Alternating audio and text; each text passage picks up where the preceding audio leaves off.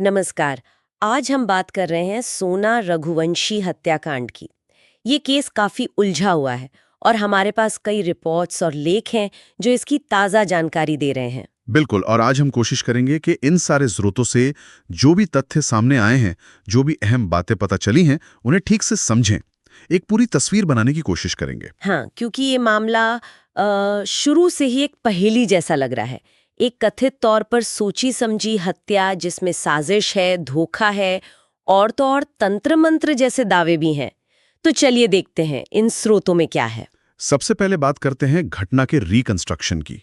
Meghalaya police ने 23 मई को विसावडोंग झरने के पास, जहां ये सब हुआ, वहां सीन को रिक्रिएट किया। अच्छा, वो क्राइम सीन रिक्रिएशन, हाँ, उससे क्या पता चला? उससे ये समझने में मदद मिली कि कैसे, मतलब कथित तौर पर सोना के इशारे पर 3 हमलावरों ने राजा रघुवंशी पर हमला किया, और वो भी 2 अलग-अलग मचेते, मतलब बड़े चाकुओं से। 2 चाकुओं से? जी हाँ, ये रिकंस्ट्रक्शन से ये घटनाक्रम साफ हुआ। और हथियारों का क्या हुआ? कुछ मिला पुलिस को? हाँ, एक हथियार तो पुलिस ने बरामद कर लिया है, लेकिन दूसरा वाला वो अभी भी गायब है। ओहो, तो ये तो सबूत के लिहाज से एक अहम कड़ी है जो गायब है। बिल्कुल, ये दूसरा हथियार मिलना बहुत जरूरी है।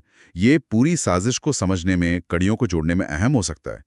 इसका न मिलना एक तरह की चुनौती है अभी। इस सब के बीच सोना की मानसिक हालत पर भी सवाल उठे थे, है ना? या उसका क्या हुआ? हाँ, बिल्कुल।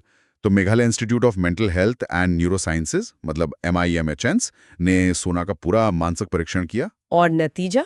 नतीजा यह है कि उन्हें मानसिक तौर पर बिल्कुल स्वस्थ पाया गया, फिट पाया गया। अच्छा, तो इसका मतलब ये हुआ कि वो जो बचाव होता है कि मानसिक हालत ठीक नहीं थी, वो शायद यहाँ काम नहीं करेगा। सही कहा। कानूनी तौर पर देखें तो मानसिक अस्थिरता वाली दलील देना बचाव पक्ष के लिए बहुत मुश्किल होगा। ये जांच सिर्फ मेघालय तक ही नहीं रुकी है, सही? हत्या के बाद सोना कहीं और छिपी थी, इसका भी पता चला है। जी बिल्कुल। इंदौर में, इंदौर के देवास नाका इलाके में एक फ्लैट का पता चला है। कहा जा रहा है कि हत्या के बाद मई के आखिर में सोना करीब करीब 12 दिन वहीं रुकी थी। 12 दिन? और उस फ्लैट से कुछ मिला, कोई सबूत? यही तो बात है। दिलचस्प यह है कि फ्लैट से कुछ खास नहीं मिला, बस थोड़े कपड़े और कुछ बर्तन। इससे पुलिस को शक हो रहा है कि शायद शायद सबूतों को जानबूझकर हटाया गया है। ओह, मतलब ठिकाना मिला पर सबूत शायद मिटा दिए गए। हाँ, ये तो और भी पेचीदा बनाता है मामले को। हाँ, ये अपने आप में एक सोची समझी हरकत की तरफ इशारा करता है। और वो एक वीडियो भी तो वायरल हुआ था। कोई इंस्टाग्राम ब्लॉगर था शायद, देव सिंह। हाँ हाँ, वो वीडियो। उसमें हत्या से बस कुछ घंटे पहले सोना और राजा मेघालय में ट्रैकिंग करते दिख रहे हैं। और उसमें सोना ने वही सफेद टी शर्ट पहनी थी जो बाद में मिली थी। बिल्कुल, वही सफेद टी शर्ट जो बाद में घटनास्थल के पास से बरामद हुई। देखिए, ये वीडियो सीधे सीधे हत्या का सबूत तो नहीं है, पर इसे परिस्थितिजन्य साक्ष्य कहते हैं। मतलब ये उनकी मौजूदगी घटना के वक्त और जगह के आसपास उसे पुख्ता करता है। एक और अजीब पहलू है इसमें, वो काले जादू वाला आरोप। राजा के पिता हैं अशोक रघुवंशी। उनका दावा है कि सोना ने राजा पर तंत्र मंत्र कर रखा था।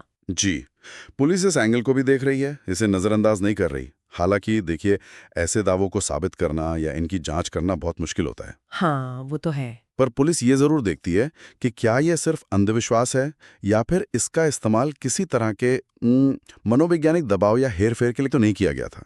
ये मकसद की परतें और गहरी कर देता है। और सोना के पकड़े जाने से पहले जो भागने की कहानी है, वो भी कम फिल्मी नहीं है। रिपोर्ट्स तो यही बताती हैं कि वो कथित तौर पर बुर्का पहनकर अपनी पहचान छिपाते हुए भागी। कई बसें बदलीं, ट्रेनें बदलीं और आखिर में गाजीपुर तक पहुंच गई। तो उसने सोशल मीडिया पर जो भी कंटेंट था उसे बकवास बताया। ये सब एक सोची समझी, प्लान की हुई भागने की कोशिश लगती है, कोई अचानक उठाया गया कदम नहीं। तो पुलिस को लगता है कि इसमें और लोग भी शामिल थे, सिर्फ सोना और वो 3 हमलावर नहीं। हाँ, पुलिस का शक इसी तरफ है। उनका मानना है कि सोना और उसका जो कथित प्रेमी है, राज कुशवाहा, इन दोनों ने मिलकर ये पूरी साजिश रची और राजा की हत्या के लिए उन 3 लोगों को सुपारी दी। और आरोप ये भी है कि सोना ही राजा को बहाने से उस जगह ले गई थी। जी, कथित तौर पर फोटो खींचने के बहाने उसे उस सुनसान जगह पर ले गई और फिर हमलावरों को इशारा कर दिया। ये आरोप है। बाप रे। तो अभी मामला कहाँ तक पहुंचा है? जांच का क्या स्टेटस है? देखिए, जांच तो अभी चली रही है। पुलिस सबूत जुटाने में लगी है। वो इंदौर वाला फ्लैट, क्राइम सीन का रिकंस्ट्रक्शन, वो जो दूसरा हथियार गायब है उसकी तलाश, ये सब चल रहा है। और वो काला जादू वाला एंगल? हाँ, उसकी भी पड़ताल हो रही है। फिलहाल सोना और बाकी जो आरोपी हैं उन्हें 8 दिन की पुलिस हिरासत में भेजा गया है और उम्मीद है कि जल्द ही शायद चार्जशीट भी फाइल हो जाए। सच में ये केस जैसे जैसे खुल रहा है किसी क्राइम थ्रिलर फिल्म जैसा लग रहा है। हर मोड़ पे एक नया ट्विस्ट। बिल्कुल, केस बहुत पेचीदा है। इसमें कथित साजिश है, प्लानिंग के साथ भागने की कोशिश है, सबूत मिटाने का शक है और ऊपर से ये तंत्र मंत्र वाले अजीब दावे भी। पुलिस के लिए ये सारी कड़ियां जोड़कर सच सामने लाना यकीनन एक बड़ी चुनौती है। जाते जाते एक सवाल मन में आता है, चलिए कानूनी प्रक्रिया तो अपना काम करेगी, दोष साबित होगा या नहीं वो अदालत तय करेगी, लेकिन जब जांच में इस तरह के मनोवैज्ञानिक हेरफेर या तंत्र मंत्र जैसी बातें आती हैं तो ये हमें अपराध के पीछे की इंसानी मानसिकता, विश्वासों और गहरी जटिलताओं के बारे में क्या सोचने पे मजबूर करता है। ये सोचने वाली बात है। जैसे जैसे ये केस आगे बढ़ेगा ये पहलू और भी महत्वपूर्ण होता जाएगा।